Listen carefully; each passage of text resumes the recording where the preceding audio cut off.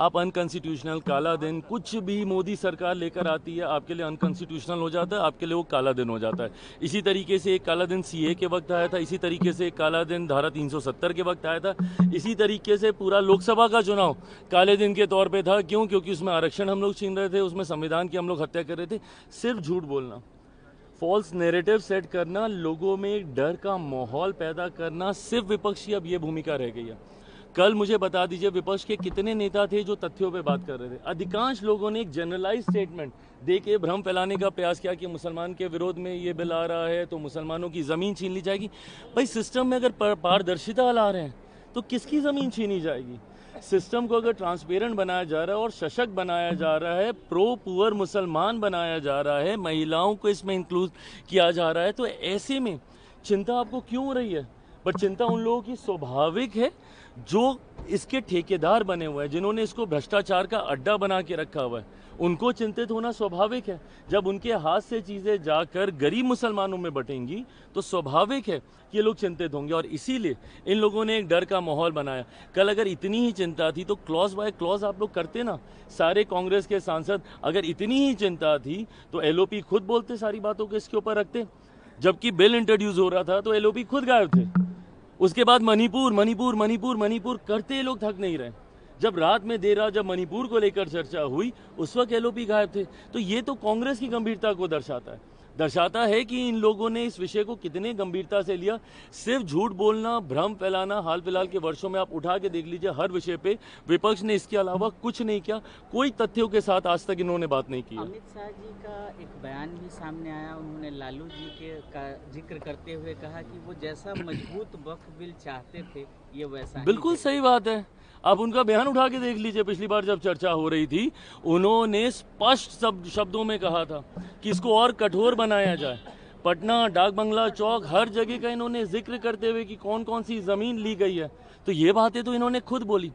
दिक्कत क्या है ना कि ये लोग सिर्फ सत्ता की राजनीति करते हैं। इन्होंने सिर्फ वोट बैंक की राजनीति की है।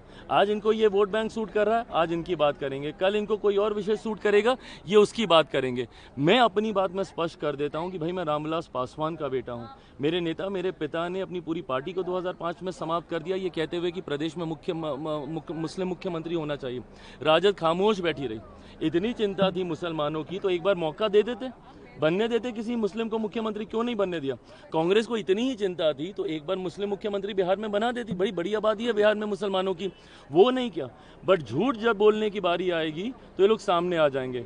मैं कहता हूँ, रामविलास पासवान का बेटा हूँ। मेरा समर्पण जहाँ समाज के इन लोगों के प्रति है, मुसलमानों के प्रति है, तो वहीं एक बड़ा समर्पण मेरे नेता की आइडियोलॉजी के प्रति भी है।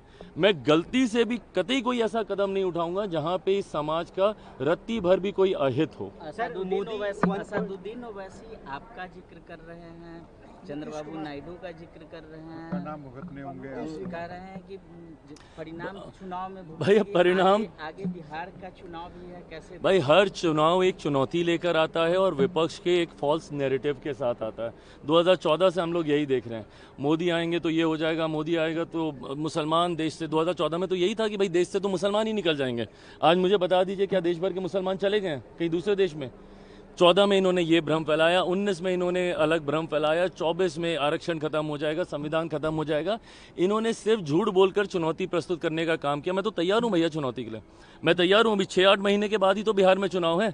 बल्कि मैं चाहता हूं कि इन 6-8 महीने में मुसलमानों को ये पता चले कि इससे उनको कितना लाभ हो रहा है। हर उस गरीब मुसलमान जो पिछले लंबे समय से कहीं ना कहीं विवादों में उनकी ज़मीन फंसी हुई है, जब उनको उसका समाधान होते हुए दिखेगा तो अपने आप उनको समझ में आएगा।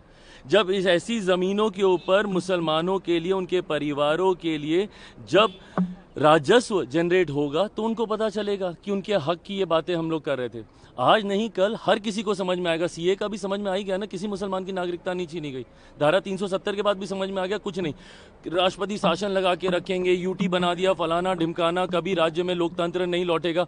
लौट गया ना लोकतंत्र, वापस उमर अब्दुल्ला जी ही मुख्यमंत्री बन गए भैया। वहां पे आ गई व्यवस्था जैसे थी।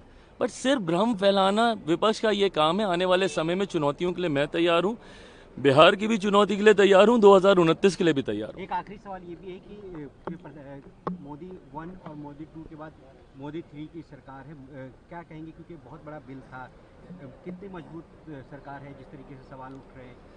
देश हित में बड़े बिल लाने से ना मोदी सरकार घबराई है, ना ये इच्छा शक्ति प्रधानमंत्री नरेंद्र मोदी में ही है। धारा 370 जैसे विषय, राम मंदिर जैसे विषय को इतनी सरलता से वहाँ पे मंदिर का निर्माण कर देना, कई ऐसे बड़े कदम प्रधानमंत्री नरेंद्र मोदी जी के नेतृत्व में ही उठाए गए हैं। और मैं मानता हूँ कि अभी भी राष्ट्र हित में कई और बड़े फैसले लेने बाकी हैं जो आने वाले दिनों में देखने को मिलेंगे। परिणाम स्वरूप जनता ये मानती है कि ये सरकार उनके हितों की बात करती है। परिणाम स्वरूप तीसरी बार प्रधानमंत्री जी को चुना गया। मैं मानता हूँ अगली बार फिर, उसके बाद फिर निरंतरता में अभी सरकार प्रधानमंत्री नरेंद्र मोदी जी एनडीए की ही रहने वाली है। सर, कई नेता ये भी कह रहे हैं कि सुप्रीम कोर्ट जाएंगे इस बिल के खिलाफ। एम.के. स्टैलिन ने भी कहा है कि हम सुप्रीम कोर्ट जाएंगे इसके खिलाफ। भाई जाइए, आपको ये इजाज़त देश का कानून देता है। चिंता तो यही कि जब आपके ऊपर आँच आती है तो आप सुप्रीम कोर्ट भागिएगा, बट एक गरीब मुसलमान के ऊपर जब आँच आती है तो आप प्रावधान ऐसे बनाइएगा कि वो न्यायालय का दरवाज़ा तक ना खटखटा सके। यही प्रावधानों में हम लोगों ने बदलाव किया ना। इससे पहले जो प्रावधान थे वक्त में ऐसे थे कि आप न्यायालय तक अधिकांश विषय नहीं जा सकते थे। सोचिए, न्यायालय से ऊपर ये व्यवस्था बनी हुई थी। ऐसे में आपके ऊपर आँच आई तो आप न्यायालय जाने की बात कर रहे हैं, और एक गरीब मुसलमान के ऊपर आँच आती थी तो उस वक्त वो न्यायालय नहीं जाए। ये पारदर्शिता हम लेकर आए हैं। आप बिल्कुल जाइए, न्यायालय में जाइए, अपनी बातों को रखिए, सदन में अपनी बातों को रखिए। अंतोगत्वा मुझे लगता है जो सही फैसला था वही कल लिया गया है।